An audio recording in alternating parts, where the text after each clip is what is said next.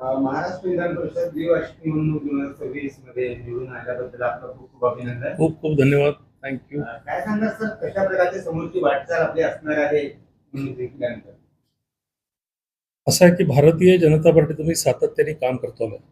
पक्षाने मला ही संधी दिली, या संधीचं 100% मी सोनं करेन आणि महाराष्ट्र विधान परिषदेमध्ये जे काही काम माझ्या वाटेला पार्टी म्हणून सांगेल ते काम निश्चितपणे मी करेन आणि त्यातून सर्वांगीण विकास करणं हे भारतीय जनता पार्टीचं ब्रीद आहे किंवा भारतीय जनता पार्टीची सीख आहे.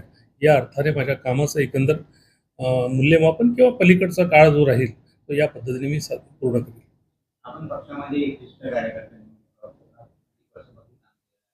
पक्षाने आपल्यासोबत कामाची पावती देऊन आपल्याला निवडणुकीमध्ये उभं केलं आणि निवडून आणलं, त्याबद्दल काय पक्षाला काय म्हणतात?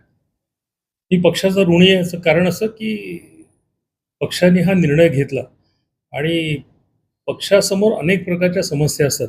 मी सातत्याने काम करत राहिलो आणि स्वाभाविकपणे हे प्रत्येक कार्यकर्त्याच्या मनामध्ये येतं.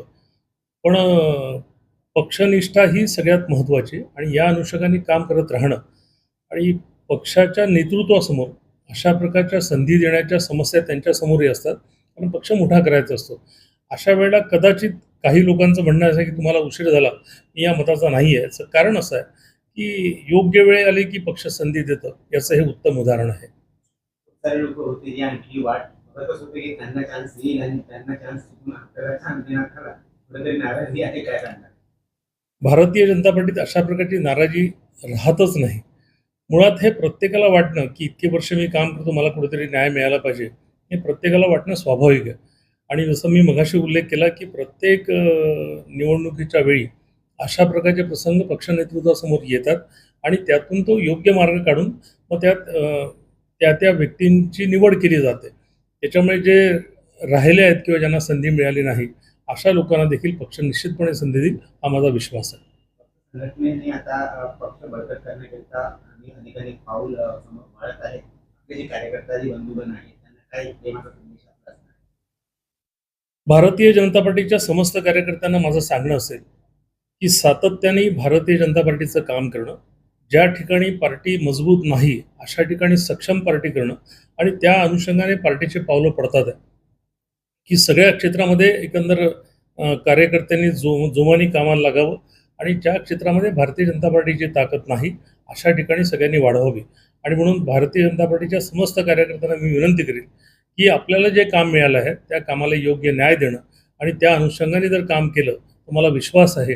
आता बंगालचं उदाहरण आहे की आम्ही 3 वरून 77 पर्यंत पोहोचलो मागच्या निवडणुकीच्या वेळेला आणि यावेळेला आम्हाला 207ची अपेक्षा नव्हती, पण साधारणतः 190 ते 200 पर्यंत जाऊ असं वाटलं होतं. अभूतपूर्व विजय बंगालमध्ये मिळाला. याचं कारण असं आहे की एका निवडणुकीत पराजय झाल्यानंतर पुन्हा त्या निवडणुकीची तयारी करणं ही भारतीय जनता पार्टीची विशेषता आहे.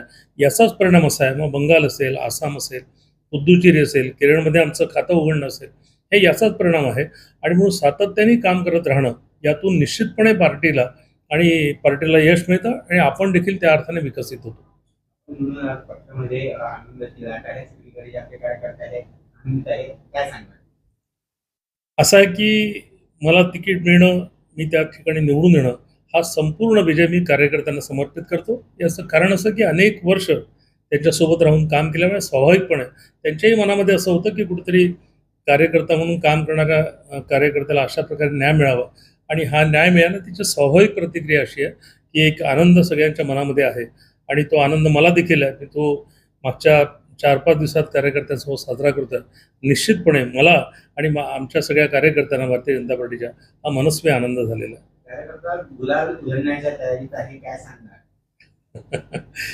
असं आहे की कार्यकर्त्यांनी आम्हाला, मी आत्ता मगाशी उल्लेख केला की बंगालमध्ये इतका मोठा अभूतपूर्व विजय मिळाला. पहिल्यांदा भारतीय जनता पार्टी सत्तेवर आली. हा अतिशय मनापासून आनंद आम्हा सगळ्यांना आहे. आसाममध्ये आम्ही 3ऱ्यांदा आलेलो आहे. पुद्दुचेरीमध्ये 2ऱ्यांदा आलो आहे. एका अर्थाने सगळ्या निवडणुकीमध्ये विजय मिळावा आणि भारताचं जर मानचित्र पाहिलं तर आपण 75%च्या वर भारतीय जनता पार्टीचे शासन संपूर्ण देशामध्ये आहे. निश्चितपणे हे 100% वाटचाल कशी राहील या दृष्टीने आमचा प्रयत्न राहील आणि कार्यकर्त्यांना अतिशय मनापासून विनंती करतो की या अर्थाने आपण सगळ्यांनी प्रयत्न केले तर निश्चितपणे होतं. प्रयत्नांना यश मिळतं याचं उत्तम उदाहरण आहे. थँक्यू. खूप खूप धन्यवाद.